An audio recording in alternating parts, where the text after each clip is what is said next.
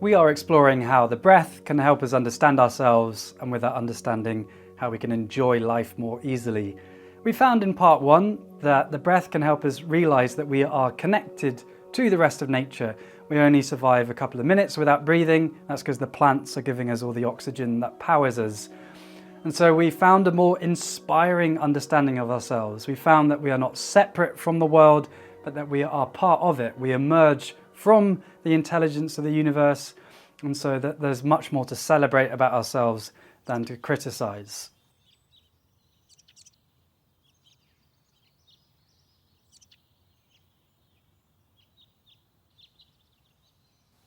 So hopefully you're going to come away today with a more inspiring understanding of yourself. But then inevitably something happens, like you're messaging somebody that you fancy, or maybe a person that you're trying to make new friends with, but then they don't reply to your message. And then you start having these thoughts come up of, is it something I said? Why am I not more funny? Why am I not more confident? And yes, I am speaking from experience, I'm sure you can tell. Very quickly, we believe these thoughts, and then we're back to a diminished understanding of ourselves, and that understanding often giving us a lot of pain. So why is it so hard to hold on to this more expansive and inspiring understanding of ourselves that we found was compatible with science? That is who we are. We have the thoughts in our heads, but we're also part of the whole universe, something to celebrate. Why is it so hard to hold on to that? Obviously, thinking is great. It gives us a sense of identity, means we can do cool things with our lives. But if we don't know how to relate to thinking, it can become like a tyrant, which dominates our existence. Even when we know that our thoughts are just creating nonsense, we find it hard to escape from them or for them not to affect us. Like with the messaging example, I can tell myself, I can only do my best, I can only be me. And yet the thoughts of, why don't you do better, why you're not funnier, blah, blah, blah, still come up. It's indicative of our society that we are trained for decades in how to think in an education and work. But were we trained ever to not think? I certainly wasn't. So we need to take into our own hands our practice to be able to relate to our thoughts more healthily, and realize that we don't actually always need to be thinking either. Like I noticed for myself, sometimes I'm in the shower and I'm imagining things that are never going to happen, and yet it's still making me anxious. I'm off in la la land. Actually, much of this narration in our lives is unnecessary. Thinking's great, but can we develop the ability to choose to think, to have freedom to think, rather than being constantly looping in our heads? The empowering bit is, yes, we can. This can come with training, and it's the basics of mindfulness, of meditation. And I want to invite you to do an exercise with me, and this exercise will give us a glimpse of the path to freedom for us. So if you'd like to join me, we're going to do a wee bit of a meditation, only a few minutes long. If you'd like to get comfortable, maybe seated instead of standing, just so that there's less variables going on. But if you'd like to stand with me, that's great. And when you're ready, closing your eyes and arriving with your breath, wherever your breath is right now, just watching it. Nice long spine, relaxing the face, arriving with your breath.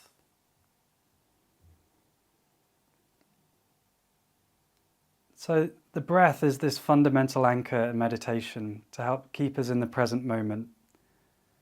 See if you can make friends with your breath. So it's something that you return to throughout the day. Relaxing your face, coming to your breath, and slowing your breath down. And if you find yourself thinking, challenge yourself to stay present with the breath, gently challenging yourself. Because in moments of presence like this, when you're just watching your breath, is that you may have gaps between your thoughts, wonderful moments of silence, and those gaps over time can increase. So the breath is somewhere that you can hang out, watching that subtle rhythm.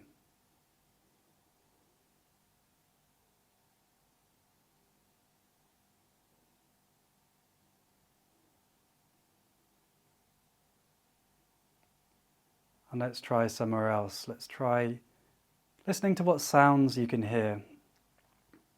So just being present with the sounds that come up and not trying to label them, not trying to say what sounds are being heard, but instead just directly experiencing the sounds coming into your ears right now.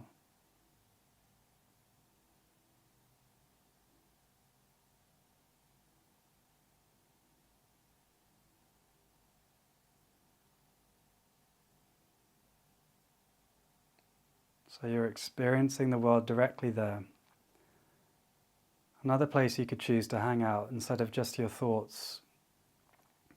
Let's try one more place we can explore, and if you bring your thumb to your fingertip and just rub your fingertips together, be present with that sensation of your fingertips rubbing against each other.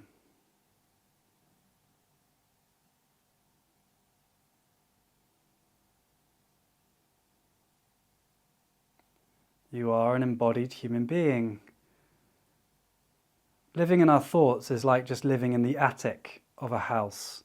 It's cramped, maybe it's a bit dusty, and maybe some cool things go up in there, but actually there's many more rooms that you can explore, many more places you can hang out. So all of these bodily sensations are also available to you.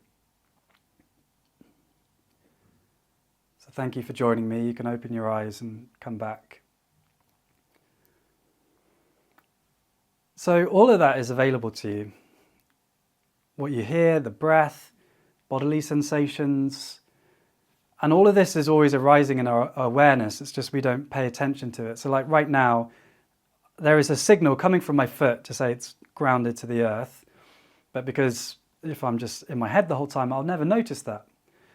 And so we are very disembodied in the West. And I can say that from my own experience before I started exploring mindfulness, is that I would never really hang out in my body. But this is all available to you.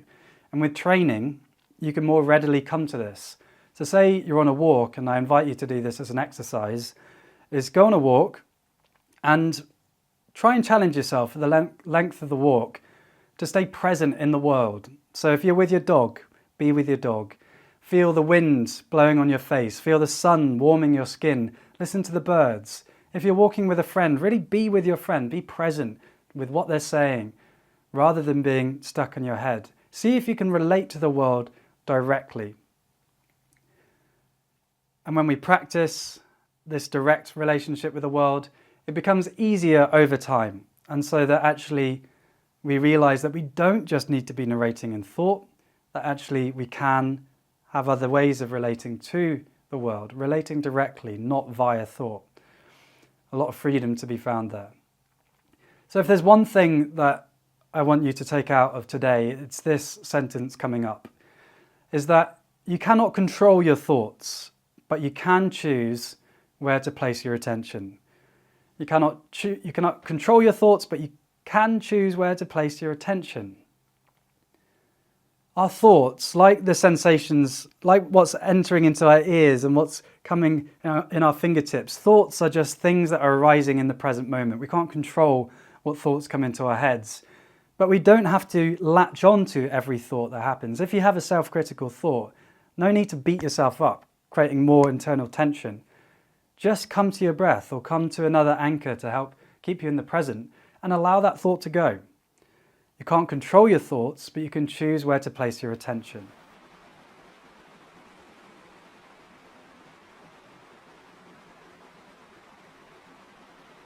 This is where a daily meditation practice can be really helpful, because it's basically like going to the gym for your mind, where you are developing the strength to be able to stay present when you want to, realize when you're lost in la la land, so then you have more freedom to choose what to do with those thoughts and more ability to realize, hey, I'm lost now, and maybe I can just come back to my breath or come back to the present moment. So 20 minutes of seated practice a day can be really powerful. Even just coming to your breath, though, can be really powerful. The breath is this fundamental anchor to help keep you in the present moment. It's kind of like putting your mind in neutral. You're not going anywhere dangerous when your attention is on your breath. So although a daily meditation practice of 20 minutes is great, Here's an even simpler practice that you can do throughout the day, and is the meditation practice that I do the most and I have found to be the most transformational. I still do it every single day, and I think you'll understand why when I share it. It's really simple. All it is when you notice that you're in thinking that isn't serving you, take a breath, a single breath. Breathe in, relax the face, breathe out, let that thought go. I do this throughout the day when I notice that I'm off in la la land. I can't control my thoughts, but I can choose where to place my attention. The daily meditation practice helps me realize in less time that I'm lost, and so it means that I gain an awareness to be able to come back to presence more quickly. But the way that I actually come back to presence is that single breath. So when can you use this? Is there something that's bothering you at the moment? Maybe a difficult situation, conflict with a loved one, maybe you haven't got a job that you wanted, or whatever's arising for you, is can you use this breath to help you? And to clarify, it's not just doing this, like snorting out the problems that we have in our lives and just letting them go and staying in presence. Even so-called negative emotions can have value. Like if we are in anxiety, then maybe this is a signal that we need to change something. Also though, however, and we know this, you'll know this from your experience, is that this is the 99th time I've had this thought and it's making me anxious, so I can just let that thought go. Either way, either if the thing that's challenging you need to do something about, or you just let it go, coming back to presence via the breath is going to help you either way, because you create more internal space to be able to then handle what comes up with more wisdom and grounding. So, how can that practice help you?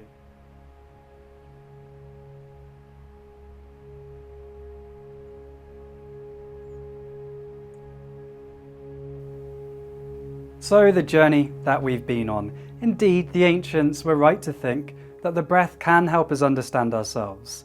We found that when we're present with the breath, we are watching the intelligence of the universe move through us. The breath also teaches us that we are in relationship with nature instead of being separate or superior to it. And so we found a more inspiring understanding of ourselves. However, we also found it's difficult to hold on to this inspiring understanding of ourselves because our thoughts tell us that we're messed up and flawed in various ways. But you are so much more than your thoughts, and meditation is our path to freedom. With training, we can learn to relate to our thoughts more healthily. We don't need to believe all of them, and we don't always need to be living in our thoughts. We can relate to the world directly, and the breath is a wonderful anchor, a gateway back to the present moment, something that we can return to throughout the day. And when we return to experiencing the world directly and experiencing us directly, we experience the richness and the wonder of who we really are. I hope you enjoyed today. If you did, leaving a like really helps the channel out, and subscribing if you haven't already. I'd also love to hear your comments down below if you've got any ideas of how the breath has helped you in the past. I'm sure the community would love to hear those ideas. If you did enjoy today, I also invite you to join my breathing course. It's a 6-week online course where I invite you to get deep into the power of the breath and how it can help you in many different aspects of your life. Over 1,000 people have already completed the course. I think you're going to get a lot of value out of it. So if you want to learn more, you can click the link in the description. Thanks again for watching. I hope you breathe easy.